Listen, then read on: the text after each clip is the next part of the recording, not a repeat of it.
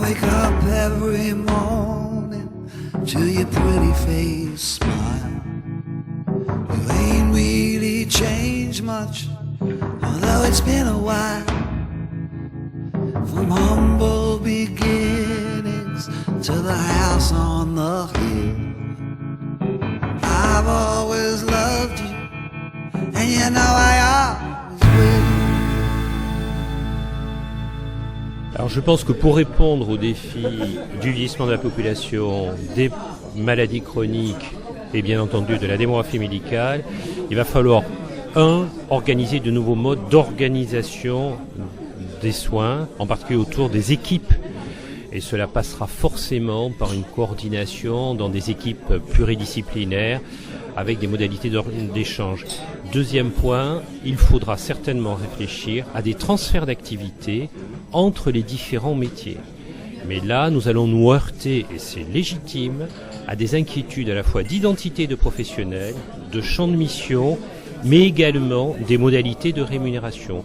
Donc tout ceci doit partir du terrain, d'expérience du terrain, que nous faisons déjà d'une façon diverse et variée sur le terrain, sans vouloir imposer nationalement un exemple cohérent qui a été mené dans telle ou telle situation, dans telle ou telle partie du territoire national. Parce que je crois qu'à ce moment-là, on déstructurerait complètement l'ensemble de l'organisation des métiers et des champs de compétences de chacun.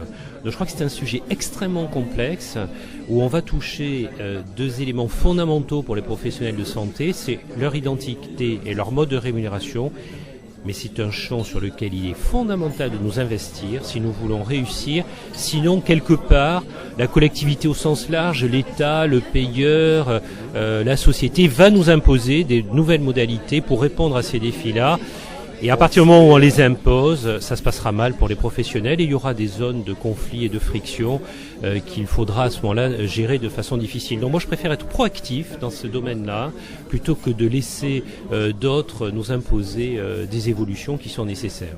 Quels sont les freins pour les jeunes aux coopérations interprofessionnelles et au transfert de tâches ? Alors, le principal frein, c'est une manque de connaissance en fait des jeunes aux autres professionnels et à ce qu'est réellement le transfert de tâches ou la délégation de compétences ou au contraire. C'est vraiment un manque de connaissances puisque dans notre formation médicale initiale, c'est totalement tubulaire. On n'est pas du tout en contact avec les autres professionnels, hormis dans les stages hospitaliers. Donc on n'a aucune idée de comment peuvent s'articuler les différentes compétences des uns et des autres en ambulatoire. Et donc le premier frein, c'est vraiment le manque de connaissances. L'idée, ce serait d'avoir des enseignements mutualisés ou au moins des enseignements où on est confronté aux idées reçues des uns et des autres et aussi comment dépasser et comment travailler ensemble. Alors docteur Clé, en substance, pour un peu synthétiser vos propos de ce matin, quels sont pour vous les principaux freins à la coopération entre professionnels de santé ? Je pense que c'est qu'on a peur. Steve Jobs disait très clairement il n'y a pas longtemps, ayons faim. Je pense qu'il y a un manque de passion. Il y a une peur de faire quelque chose. Il y a un déséquilibre d'une routine qui est dans notre métier un petit peu nécessaire. Quand je suis face à un patient, je dois être sûr de ma consultation, de ma pratique. Et le fait d'envisager de changer de pratique, c'est quelque chose qui inconsciemment fait peur aux médecins. Parce qu'on est déstabilisé dans notre quotidien. Alors la question du médecin, c'est quel est mon bénéfice dans l'histoire ? Son bénéfice, c'est son regard, le regard du patient vis-à-vis du médecin qui est plus dédié à l'évolution de la pratique qu'à un corporatisme qui semble un petit peu désuet à l'heure actuelle. Donc on sent qu'il y a un frémissement. Donc moi je suis très attaché à faire bouger, de faire avancer sans prendre de risques, mais quand même pour quelque chose qui donnera le relais à des jeunes avec une dynamique, un métier qui nous passionne toujours. On va parler un peu des nouveaux modes de rémunération, forfait, rémunération individuelle. Le forfait en 2012.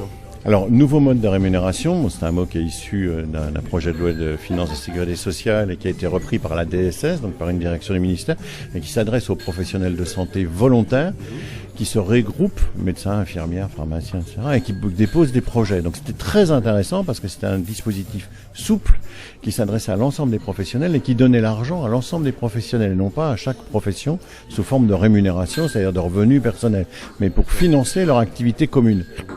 Parce que, en matière de forfait, ce dont nous avons besoin aujourd'hui, c'est que ce que l'on apporte dans la meilleure prise en charge du patient, dans l'amélioration du parcours de soins, n'est pas liée à chaque professionnel, mais au groupe. Et il faut donc que cette partie-là trouve une rémunération forfaitaire.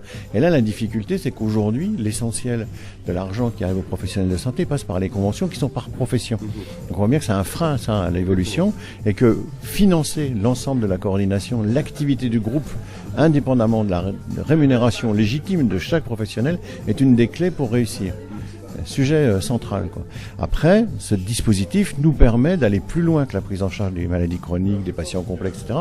Mais nous permet d'aller vers des opérations de santé publique, vers des prises en charge particulières d'une pathologie à titre préventif dans un secteur, parce que dans ce secteur géographique, il y a quelque chose à faire.